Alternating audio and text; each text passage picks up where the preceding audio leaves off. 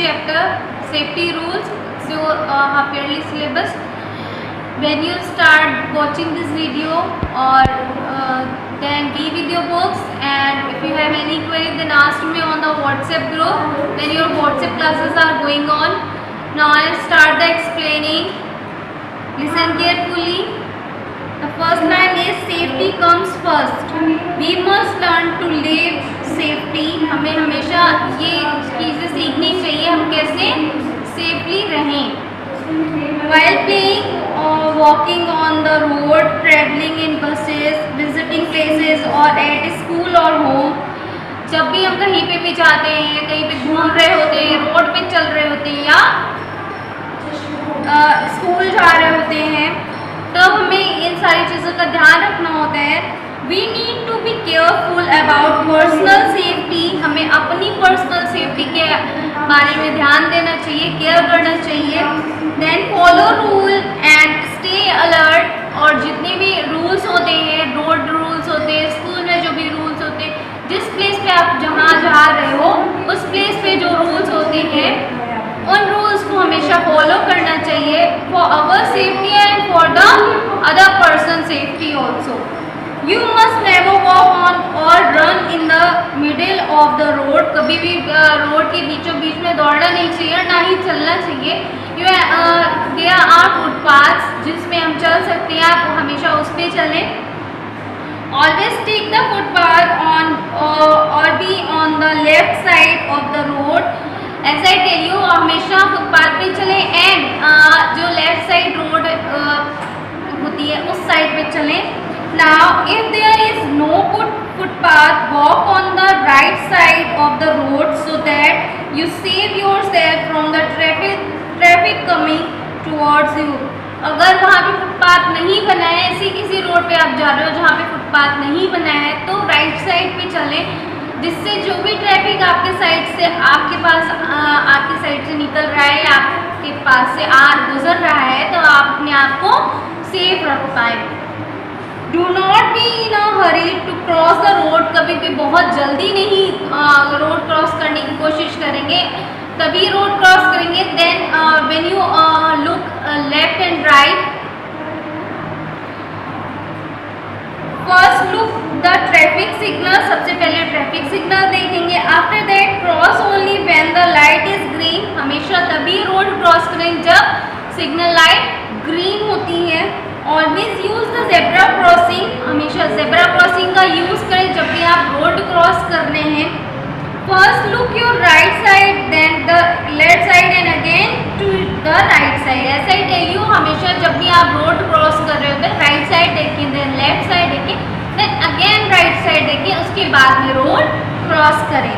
Cross only when the road is clear. हमेशा road तभी cross करें जब रोड क्लियर है. क्लियर मीन्स ट्रैफिक आपके आसपास नहीं आ रहा है तब. Playing is fun but it can not become danger. It can become danger if you do not take care of the following.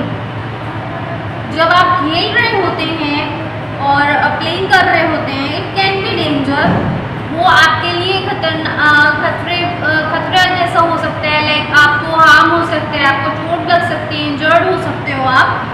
If you do not take care of the following means here are some points. अगर आप उनको follow नहीं कर रहे हैं या उनको नहीं देख रहे हैं, नहीं सुन रहे हैं, या आपको कोई बता रहे हैं, लाइक वहाँ पे अगर ट्रैफिक सिग्नल वाले लोग बैठे हुए हैं, वो आपको कुछ बता रहे हैं, रूल्स फॉलो करने के लिए बोल रहे हैं, अगर आप नहीं सुन रहे हैं, then you get harm yourself. The first point is never play on the road line, never swimming pool और ओपन ड्रेन्स. कभी भी रोड पे नहीं खेलना है.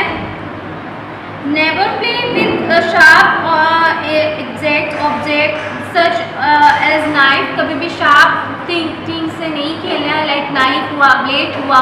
कभी कभी हम क्या करते हैं, हमें शार्पनर नहीं मिल रहा है, we use the blade. No, don't need to use the blade because it's harm for you.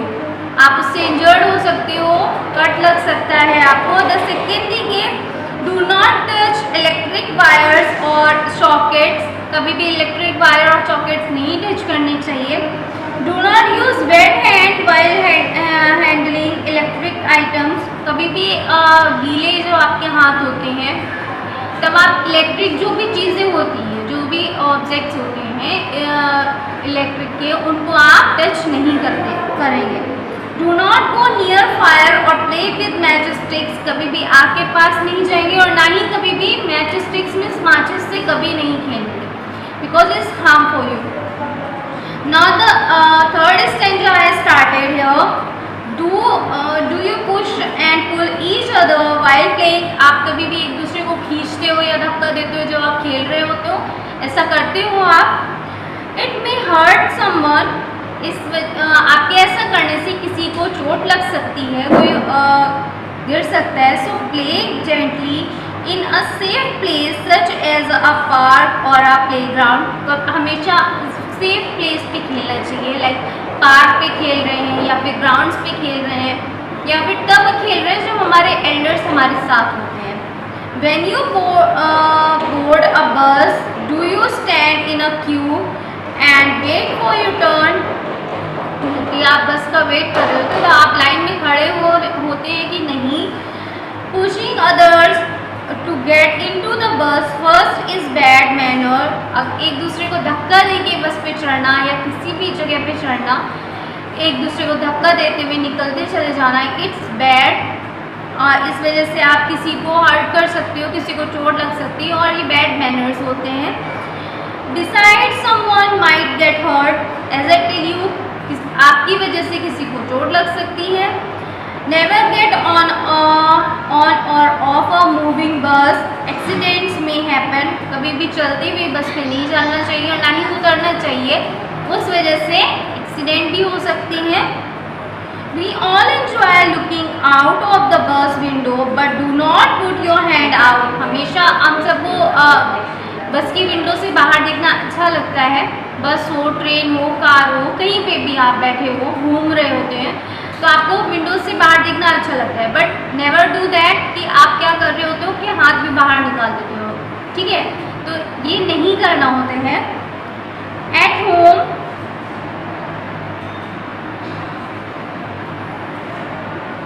Never get of, even if you know how to swim, do not go to the deep end of the pool unless your swimming coach